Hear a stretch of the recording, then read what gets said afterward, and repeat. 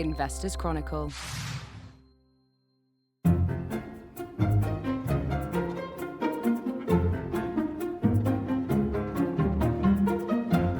Welcome to the Investors Chronicle Companies and Markets Show. I'm Dan Jones, the Deputy Editor of the IC. We record this week, as ever, on a Thursday. That's the 18th of July, on the cusp of the summer earnings season. Ahead of that, we are dipping our toe into three different topics today. We kick off by looking at the water utilities.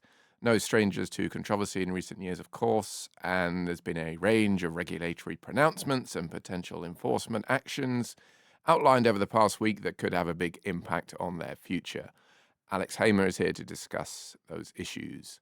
Then, with the Olympics starting next Friday and other sporting events that we won't dwell on having just concluded, our cover story this week looks at the big sports brands, the likes of Adidas, Nike, and so on, and how they're attempting to fight off competitors. Mike Fahy is with us to give his views.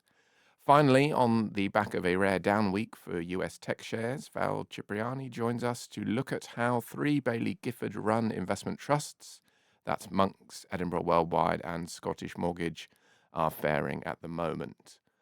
Alex, we're going to start with you, though. How are you? Good, thanks, Dan. Good. I'm glad to hear it. Water companies. Let's begin with what's known as Ofwat's draft determination, which sounds very dry, no pun intended, but is actually quite significant in that it effectively rules on these companies' business plans for the next 5 years. Clearly, there's a lot of pressure on the utilities to clean up their act, to invest in infrastructure and so on. At the same time, Ofwat will want to keep bills or bill rises down. So what did the water companies ask for? What did Ofwat say in response? I think the easiest way to present this is how much would be added to the average person's bill in extra costs because of the business plans set out. And in those terms, the average water company had asked for or had asked to charge consumers £144 more across the 5 years, so between 2025 and 2030. Ofwat has limited that to £94 on average, which comes down to about 19 a year. But it's also one of those things where, you know, if you're a developer and you want to build 100 flats, then you say you're building 125, and then you're shocked and appalled when it gets cut down to 100 in the planning process. So I'm sure the publicly listed utilities that we cover, so United Utilities, Severn Trent, and Pennon, are some of the better performing utilities, and they've had their plans mostly supported by the regulator here, whereas a company like Thames Water, which is under immense financial pressure because of its high debt load and the apparent impossibility of raising new cash given its poor situation, they asked to really jack up their bills, but Ofwat has rejected that. And I think what's important to note as well is that on top of the poor performance of the company itself and the high debt load, it's also not delivered a lot of the infrastructure that it had promised in the previous regulatory period. So they're promising all these amazing things. We'll stop putting all this sewage into the water, or we'll cut it down a lot. We're going to stop the issues with new developments not being able to access water infrastructure immediately or at great enough volumes. But the record shows that they've struggled to do that so far. Do your pun. Bitterly ironic that you described those as amazing things, i.e. providing water to new developments and not putting sewage in the water, when you would hope it'd be the minimum we can hope for, but clearly we haven't got there yet or anywhere near. We talked about the business plans and some of the companies that stood out. The other thing that Ofwat did, which actually sent the list of company shares up a fair bit on the day, was a key part of this, as well as approving infrastructure investment, is the allowed rate of return it permits companies to make. And this was, I think it works out when you add in the cost of equity and the cost of debt, about 3.7%, which was fractionally higher than consensus expectations. On top of that, if you have an outstanding plan, as the regulator deemed a couple of companies to have, you can boost those returns a little bit more. And so can we talk in that context, first of all, about Pennon, which is the owner of South West Water? It has been a bit of a laggard in the sector of the three listed companies you mentioned, but their shares were up quite a bit because of their plan being deemed outstanding. Could this be a turning point for them? Or I suspect your answer might dwell on some of the issues we're going to talk about in a minute in terms of the other regulatory actions that still overhang the sector. Partly, yeah. One thing to note is that Pennon, which has Southwest Water, Bristol Water, it's got a higher watermark, if we can put it that way. So outperformance means that it will have to do even better, which is not a bad thing. I think Ofwat is essentially saying aim higher in order to get those financial rewards that we've put out for you. So that's not a bad thing. I think where the focus really is that as the owner of Southwest Water, there will be intense scrutiny on how much they dump into the water. You know, we've had these campaigns like Surfers Against Sewage, which have really increased the focus on how water companies operate. And so there's the quite technical presentation here from Ofwat. And I mean, as you noted at the start there, it's quite easy to get lost in the AMP7, the PR24 price determination, these long-term plans. They talk about these projects that they started in the previous period that have carried over, and you do kind of get lost in that. But on the baseline is going to be, even if you deliver some of these infrastructure projects, like, you know, better stormwater drainage, you know, you cut your carbon emissions by cutting how much power you need to move water around the region. If you have these emergency overflows that in some ways are still unmonitored, you are still going to get bitten, and that comes into the other news today or this week, is that the Environmental Protection Authority is, you know, investigating everyone basically for all these. And we also saw in the King's Speech that the government has promised to make sure that those emergency or stormwater overflow releases are monitored. And at the moment, those overflow setups where they know that occasionally they're going to have to dump wastewater, so sewage, runoff, stormwater, into water systems, when they know that's going to happen, they're all monitored. But it's this weird conundrum where if things get really bad, we may not know what we're doing as well. Yeah. There's a couple of investigations, or at least a couple, I'm sure, given everything that's gone on. There's the Environment Agency investigation and the separate Ofwat investigation into companies managing wastewater and wastewater treatment, I think, in particular. And yes, the other day, Ofwat did expand that probe to include Severn Trent and United Utilities, as well as a couple of others. Pennon was already part of that. So effectively all 11 companies in England and Wales are now under investigation for that. I mean, that's clearly a big overhang for the sector. I think originally last year or earlier this year, people were expecting, I think Ofwat had said they hoped to come out with some kind of ruling in the second quarter. That clearly hasn't happened. And until that is resolved, there's going to be uncertainty. There's probably going to be even more uncertainty now with some of the King's Speech regulation as well. Why don't we talk about Thames Water? It's not listed, but in some ways it does epitomise the issues facing the entire sector, in that it's not pleasing anyone at the moment. It's not pleasing, clearly, the users of Thames Water and the water services, like all of us. It's not pleasing even its own investors, who have previously made a decent amount from the company, perhaps too much in some cases, but now see it as uninvestable. It's been put in special measures by Ofwat. What, if anything, can we say about the future of the company and what that might look like? Is it going to have to be taken into government ownership? Is it going to have to be broken up? Are all these things still on the table? What are your thoughts? It's not going to survive in its current form, and I think you've got quite serious investors. So you've got you've got Canadian pension fund owners, you've got some Middle Eastern Chinese sovereign wealth funds in there, and they've said clearly they won't put any more cash in. And the word that's gone around a lot is uninvestable, which is accurate. It just smarts a bit that these companies were quite happy to buy in when everything seemed great, and were benefited from the highly structured utility setup. And I think anyone who lives in the Thames Water catchment area will probably be quite unhappy with the service they've received for what they're paying. And these investors said that we're going to have to massively jack up water bills in order to maintain investment status here. So OMERS has written it off now without that fee hike or that cost hike, and obviously they won't put any more cash in.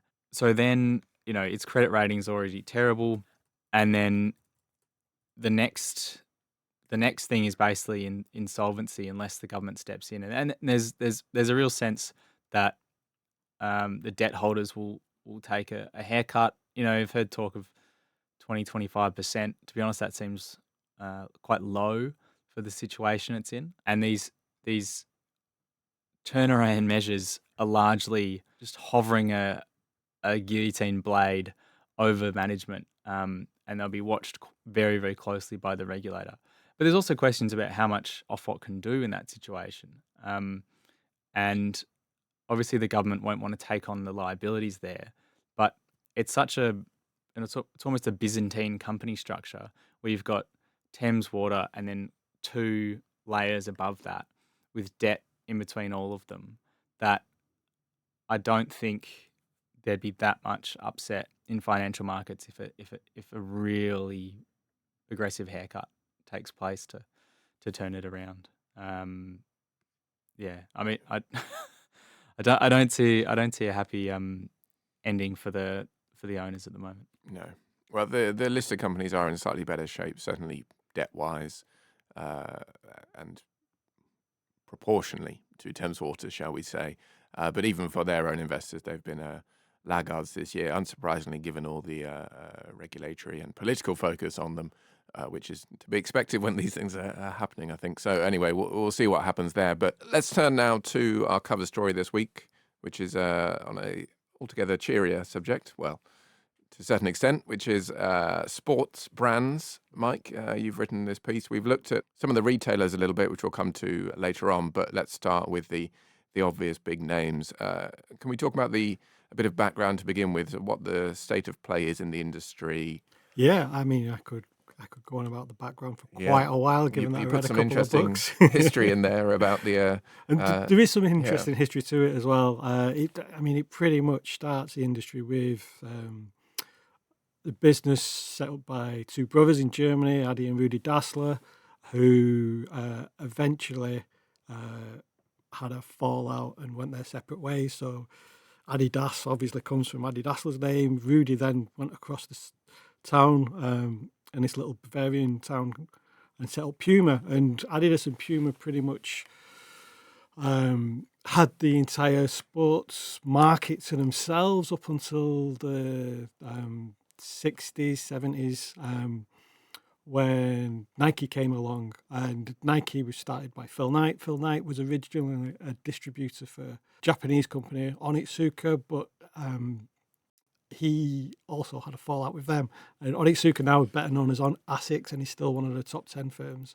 But when Phil was worried about being cut out by Onitsuka, he and his track coach, Bill Bowerman, set up Nike, fabulously successful company. And over its history, it's biggest sportswear company in the world now by some distance, also the biggest clothing company of any kind. And its lead over Adidas is huge. It's twice as big in sales terms, nearly 3 times as big in market cap terms.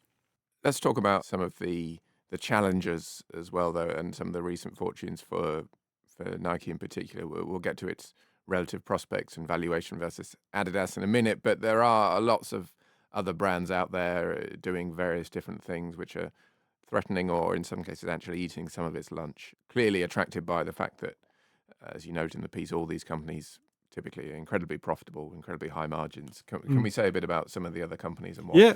So as I mentioned, like Nike and Adidas are the kind of two biggest, but the top five companies, which also includes Puma and a couple of US brands, Under Armour and VF, they for the last decade they were responsible for 80% of the total market. It has been quite a concentrated market for quite a long time, but as you just mentioned, there are some pretty fabulous margins to be had in this industry. They've outsourced cost of production to all over the world. The actual cost of a lot of the materials made, whether it's the shoes or the clothes, has been driven down, and they've come under some criticism for that. But it just means they make huge gross margins. I think industry gross margins are something like 47%. And so that's become an incredibly attractive market for lots of other companies to move into. And we highlight a few in the piece, including specialists like On, the running brand, Hoka, which is owned by Deckers, both of which have done fantastically well recently, and Lululemon as well, the athleisure brand aimed mainly at females. And they've really eaten into the market share of the big two. That 80% share for the big five is now 64%, and there are forecasts of further declines over the next 10 years.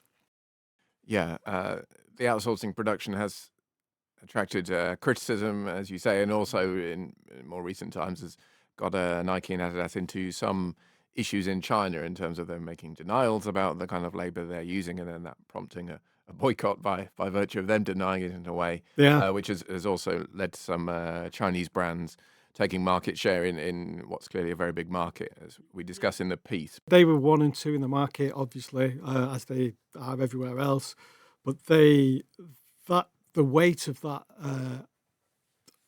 of the kind of outrage in China against them means that they've been kind of kicked much further down by a couple of local brands, Anta and Li Ning, and those two are now 1 and 2 in the market.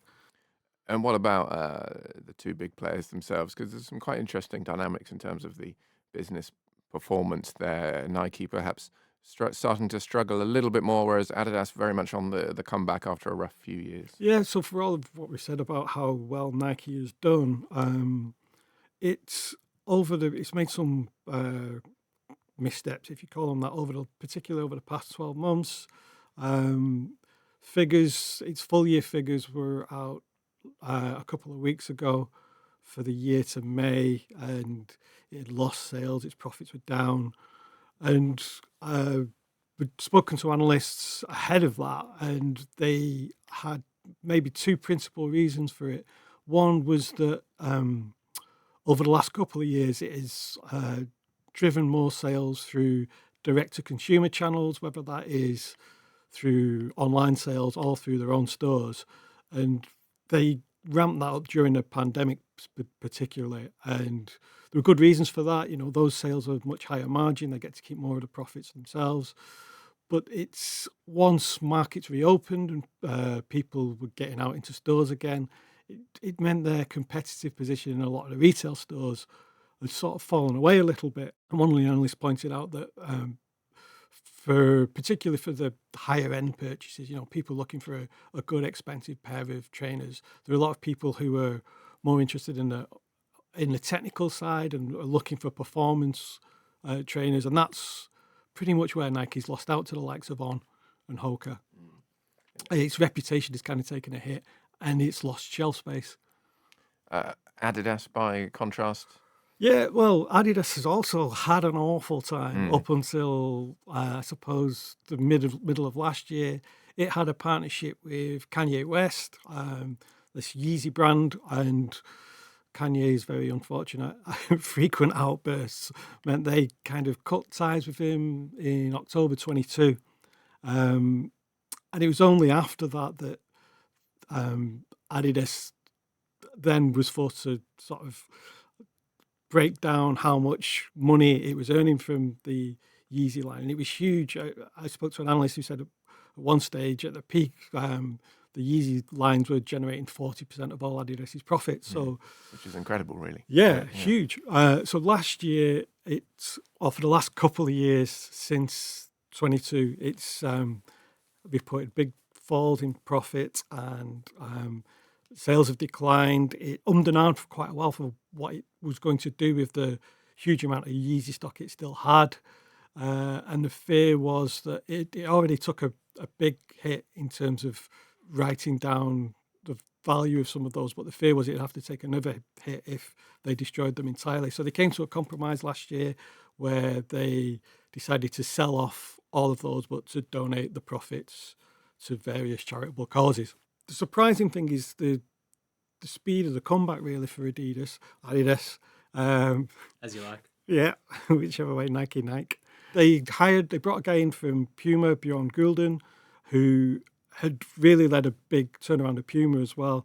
And as well as sorting out the issue around Yeezy, he kind of quickly geared a lot of the factories up to sell other lines and other popular lines. So one of the reasons why Nike has lost out a lot is because it's concentrated in recent years very heavily on like classic retro brands of trainers, and footwear is 68% of its sales. So it was pumping out lots of the Nike Air Jordans and the Dunk shoes and all of these kind of classic chunky basketball ranges. And they just went out of fashion. And some of the things that have kind of come in to take that space, even in the US, are the terrace trainers, if you like, the Adidas Sambas and Gazelles. And Goulden kind of really got production switched over to pump more of those out. And it also went down a D2C route, but more quickly re-established relationships with wholesalers and retailers, and it's benefited from that as well. We'll get to some of those retailers in a moment, and there's also a lot more in the piece about the prospects for some of the other companies. But one thing that was interesting to me was we talk about obviously the need to, like with any business, to innovate. You also mentioned in the piece, of course, and you spoke about Kenya there, but the marketing spend must be pretty high when you consider some of the endorsements these companies seek. So, but what are the sort of R&D versus marketing spends look like if indeed they separate the two out of these kind of companies? They kind of do and don't. They have their own metrics. I couldn't find anything at all within Nike's, either its most recent results or last year's annual report, breaking out how much you spend on R&D. There's information there in tax credits. Adidas does, and it is a surprisingly tiny amount. Last year, Adidas, on sales of about 23 billion euros, spent 150 million on, so less than 1% really, on R&D.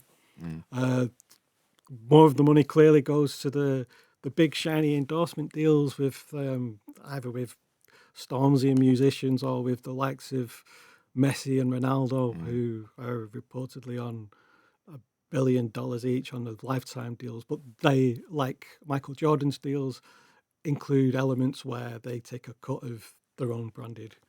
Yeah, I suppose with R&D, you don't need to reinvent the wheel, really. You just put a few different colours on a shoe, perhaps. Yeah. I'm sure it's as simple as that. And especially when you are such a chunk of your catalogue nowadays for both companies seems to be retro shoes they invented 30 years ago. Just keep some back catalogues and flick through them. There we go. We'll talk about the retailers then briefly. Chris Akers, our colleague, wrote this section of the feature, so it wasn't penned by you, but No. a couple of companies in the UK to talk about who have relatively strong positions and are increasingly looking overseas as well, in the case of JD Sports, which is one of them, and the other being Fraser's Group. And so I'll do a little bit of history. Again, I won't get too bogged down in this, but if you go back 20 years, the sportswear retail market was kind of dominated by a handful of companies around my neck of the woods, satellite towns in Greater Manchester. So you had the likes of JD, also JJB at the time, and All Sports, and they've fallen all except JD have fallen by the wayside. And the two that have emerged are Frasers, formerly Sports Direct, and JD, and I think they've done it in different ways. JD is obviously years ago branded itself as sports fashion and moved away from kind of run-of-the-mill equipment more towards the streetwear brands and working very closely with the likes of Nike and Adidas to get exclusive ranges and to get things that will drive people into stores and that are priced at a premium as well. Whereas Sports Direct has kind of done the opposite route, really. It made its name through Pilot High, Sell It Cheap, and acquired a bunch of brands and intellectual property for some brands that maybe had fallen by the wayside, and manufactured those themselves or had them manufactured, and took big profits on them. Now, obviously, they have in recent years have tried to reposition a little bit as well and move up market, and they've bought a couple of upmarket retailers that were also on the verge of failure. But it's actually got results out this morning, Frasers, and they were okay. Revenue was pretty flat at 5.5 billion, but the shares responded quite well. They were up 9%, which until that this year they were down slightly, but it's pretty much wiped out most of the fall year to date. Yeah, there's a lot more in both companies in the piece, as well as a couple of the US retailers. JD Sports does have the potential acquisition of Hibbett to come as well, which would really give it a much bigger presence in the US, would add 1,200 outlets to its current level, about 250. So that could be a big shift for them if that goes through. Yeah, they're paying about 900 million enterprise value UK for that. And it's a really fascinating business. Chris has written in a piece about how one of the investors in Hibbett, John Hempton of Bronte Capital, is opposing the deal, arguing that JD is getting it at a steal. Which is good news if you're a JD shareholder. Yeah, if you believe in him. So as I say, that is the cover feature. There's a lot more in there as usual, so do pick up a copy of the magazine and have a look online if we've whetted your appetite. You can now get 12 weeks of an Investor's Chronicle print and digital subscription for just £12. You'll get instant access to our website and our app, plus the magazine delivered to your door every week. Check the terms and conditions in the show notes for more information.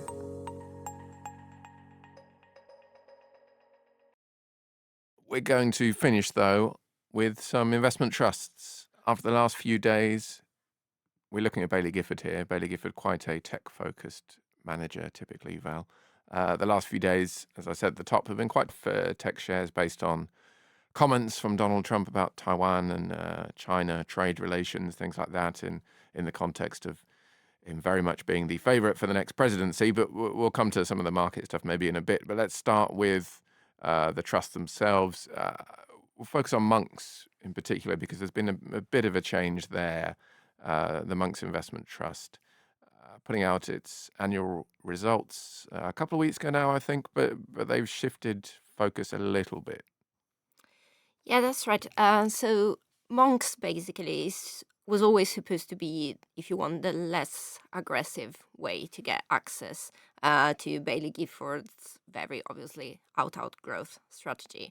And yeah, Monks used to be a little bit less racy than other options, like Scottish Mortgage would be the main one. But it was still like relatively aggressive as of basically the start of 2022 when growth stocks dropped. And so what happened there was that Monks at the time was what some people say was overexposed to the kind of like very aggressive growth stocks. And so it did go down quite a lot together with the rest of Baillie Gifford's strategies, really. And so basically since then it has been repositioning the portfolio a little bit in a sort of if you want, a slightly less aggressive way. The portfolio is made up of what they call 3 buckets, and one of them is the one they call rapid growth, and is where they have all their most aggressive bets.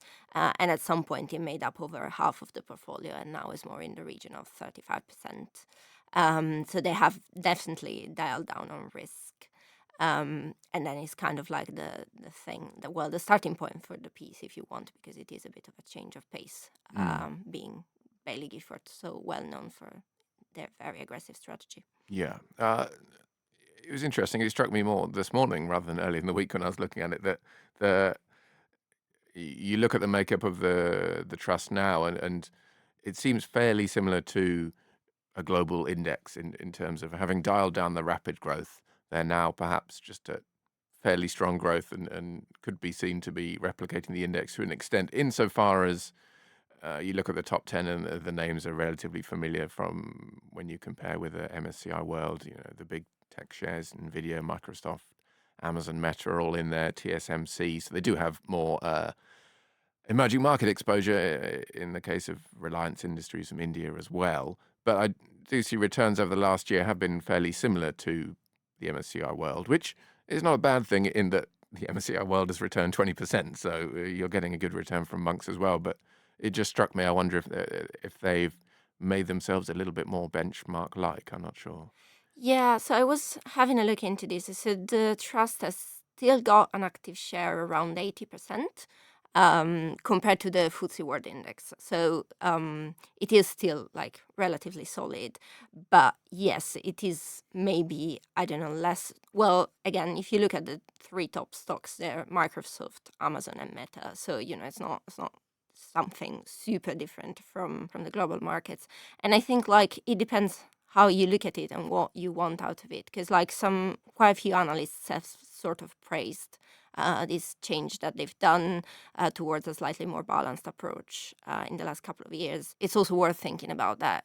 I mean, if Monks were meant to be similar to Scottish Mortgage, well, they wouldn't need two different trusts. And instead, I think the two trusts have only about like roughly 20% of the portfolio in common. So they are quite different in a way. I think there's a question for the shareholders who had shares when they dropped in 2022. What happens when the proper like recovery of growth stocks actually happens? Because if the risk of the portfolio was dialed down a lot in the meanwhile, so they lost the amount they would have lost with a very aggressive portfolio, but then there's a chance for the recovery to be potentially less enthusiastic, and so then it becomes harder to, like, you get less volatility, but it becomes harder to sort of make up for the lost ground. But then on the other hand, the other argument is that if instead the sort of recovery of growth stocks does take a very long time, for example, because inflation in the US proves to be quite sticky, then, for Scottish Mortgage, it could potentially take longer than it would take for Monks. So, yeah, it depends on a lot of things, I guess. Yeah, well, I guess we're talking here about the non-AI growth stocks, which in some cases are still struggling in the higher interest rate environment. But maybe that should lead us on to Edinburgh Worldwide, which is not a trust that gets spoken about quite so much. Focuses more on small caps. Again, another case where haven't recovered some of the losses sustained in difficult times. But I think I'm right in saying that at least. But in the past few days, we have seen, or past couple of weeks, we have seen small caps do particularly well. In the US in particular, there's been a slight, I mean, it's too soon, too short term to call it a rotation, but there has been a noted pickup in the likes of the Russell 2000 index, which has helped Edinburgh Worldwide as well. It's fair to say. What are the what's the shape of that portfolio? How does it look like at the moment? Yeah, I think so. I think with Edinburgh Worldwide is that, again, it's a very kind of like early stage portfolio, smaller companies compared to some of the other Baillie Gifford strategies. So it does look quite racy, and it is a lot behind on the benchmark on, say, a 3 or 5 year basis. It looks like a lot at the moment in terms of how they do depends on what happens basically with rate cuts in the US, and that's the main thing for sentiment around that. And obviously, being an investment trust, when if it does rotate, it will pick up quite quickly, because there's also like a discount to account for, so it's got the potential to grow quicker than the benchmark if things do rotate. But yeah, it does seem like sentiment has been going up and down a lot depending on what happens to inflation in the US. So there's a lot of like short-term things happening. And it's quite hard to call it. I think at some point it should rotate, and U.S. small companies have been undervalued for quite a long time. So at some point it should get its time, but it's really hard to say when, I guess. There does seem to be this sense at the moment as well that they are the beneficiaries of the market starting to price in a Trump presidency. I suppose someone has to be. In terms of the performance over recently, in terms of a Trump presidency being seen to mean looser fiscal policy and maybe tax cuts, things like that. It's interesting that the tech shares haven't done so well, despite the big tech shares, despite being growth stocks themselves. But let's talk about earnings growth as well. We look in the piece at some of the earnings growth forecasts for the trusts as a whole, which currently give a sense of their differing potential, if indeed you believe the earnings forecasts. But what do those predictions say at the moment? Yeah, it looks around 27% for Scottish Market, 24% for Monks, and 12% for Edinburgh Worldwide, which does kind of make sense again when you consider then Edinburgh Worldwide has like earlier stage companies, so they're not like generating as much cash potentially, and I spoke to an analyst that suggested that if those kind of figures do actually materialize for Scottish Mortgage and Monks, they could potentially be very good and kind of like drive a re-rating, potentially even more important than what like a rate cut could do to the shares. So yeah, that is the sort of theory, the forecast, but again, depends if you do believe it. Yeah. Scottish Mortgage then, what's its current sort of discount? What's it trading at the moment? And maybe we can also bring in Polar Capital Tech, because they just had some results this morning, doing a share split as well to try and attract more private investors. A different kind of portfolio, but both tech focused. Yeah, so Scottish Mortgage, I think now it's trading at a discount of around 10%, which is significantly less than it was at the bottom last year, when I think it reached like close to 20%, which is quite important to keep in mind when you look at the performance, because it does look very solid on a one-year basis, but a lot of it is about the discount closing. So if you look at NAV performance, it's done well, but it's not done, massively better than the market as well. Something worth keeping in mind about Scottish Mortgage is that it had a lot of like things going on around just the share price. So you may remember activist investor Elliot taking it like on a big stake, and then the discount closing, and then a part of that, like that stake was around halved. So yeah, there was a lot happening there. And so basically, if you look more at the NAV, their returns are not very different from what Monks has done at the end of the day. So that's Scottish Mortgage. And instead, Polar Capital Technology is one that has done really, really very well. And yeah, even like at the end, as you were saying, what has not been a super good week for tech stocks, and particularly not for semiconductor stocks, is still up, I think, around 45% on a one-year basis as we speak. So yeah, really like extraordinary returns. And the other thing that it is quite worth noting is that unlike Scottish Mortgage, it does not invest in unlisted companies. So you don't have that question around, the valuations and how they're calculated, and you just get what you get from the portfolio. But on the other hand, I mean, it is still a thematic fund. Obviously, Scottish Mortgage does have a big tech exposure, but it is not the same as just being a tech fund. And so it does mean that with Polar Capital, I think at the end of June, the exposure to semiconductors was 38% of the portfolio. So you're kind of like making a big call on a specific theme, inevitably. Yeah, it's very much the pure play on AI, semiconductors, all those things that have been driving markets for the last couple of years now. As you say, Scottish Mortgage is a bit more mixed. I still think of it as a tech fund, but you're right, it does have both the unlisted companies and early stage companies, which in some cases haven't caught up in the era of high interest rates just yet. But plenty of options there as usual. We have, unfortunately, though, run out of time. So thank you very much, Val. Thank you to Mike. Thank you to Alex. Thank you to our producer, Maddie Apthorpe. And thank you to you for listening. We'll be back next time with another Companies and Markets.